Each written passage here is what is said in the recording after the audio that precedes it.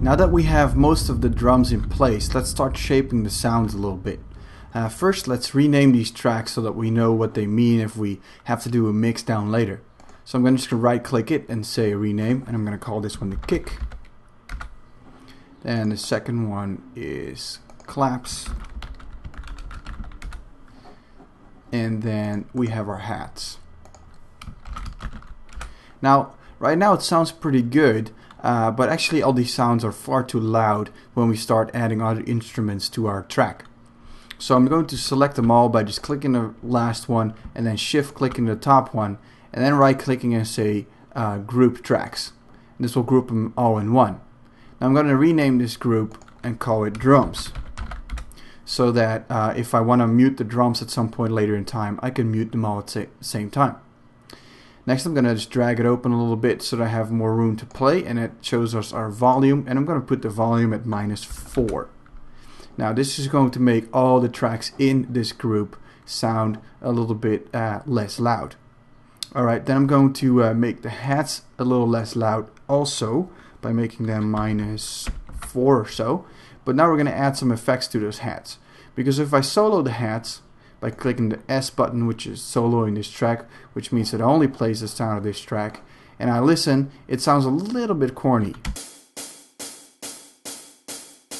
To make it fuller and more saturated, we're going to add some flavor to this one. Alright, so go over to the right here and click this second icon, and this is all your devices and instruments that come with Live. So there's 3 folders here. Your instruments, which are all basically effects that make sounds, then your MIDI effects, which is to tweak notes around, and then last but not least our audio effects, and we'll use a bunch of these. Let's open up audio effects here, and basically every audio workstation has these effects. These are very standard in audio editing, and what we're going to do is we're going to add a reverb to the hats. Now all we need to do is drag the reverb to the audio effect of this track. You can either just drop it on the track like so, or if the bottom tab here is selected that has the effects of this track, you can drop them here, and as you can see, the reverb is now added. Now your question may be, what is a reverb?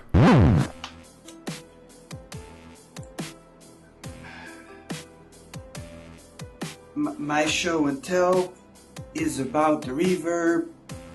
Reverb comes from the word reverberate.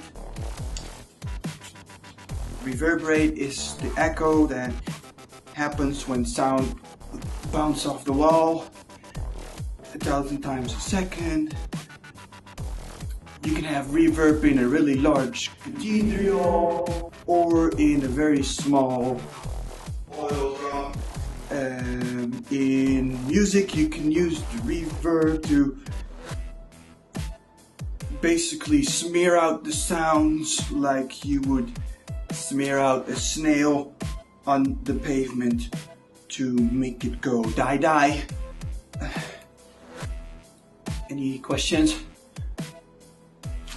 Now that we know what a reverb is, it is time to start shaping it a little bit. Our track is still soloed, so if I play it, you can hear the effect. If I turn it off, you can hear the effect without it.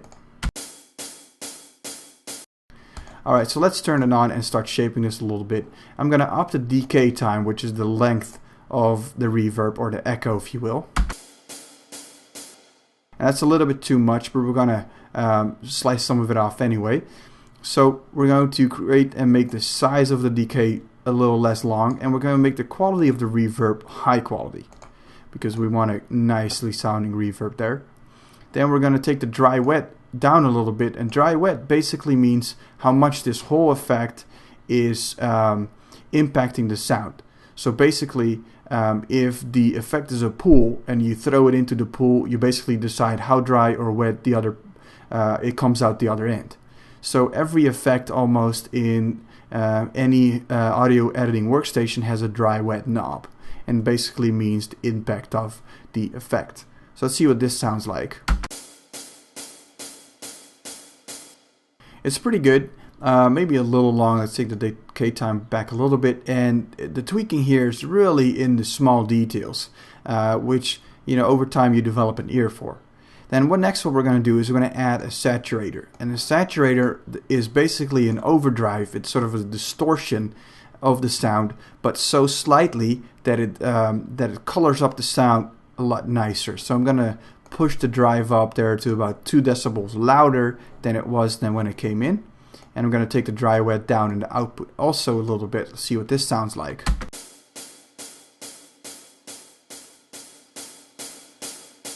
I'm going to keep the output pretty loud actually.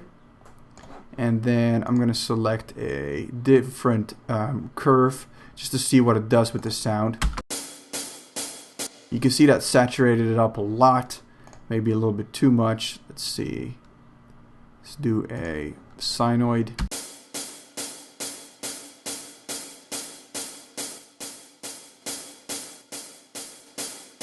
You can hear how much it impacts the sound. Alright, I think that sounds about right. Let's hear what it sounds like in the entire mix to make sure it's not too loud.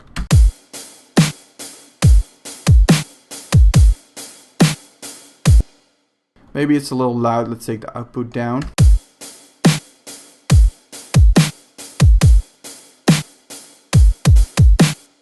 And there we have it. Our drums have been perfected a little more. Now you may be asking, why do you add so much reverb and stuff to the hats? Didn't they sound great to start off with?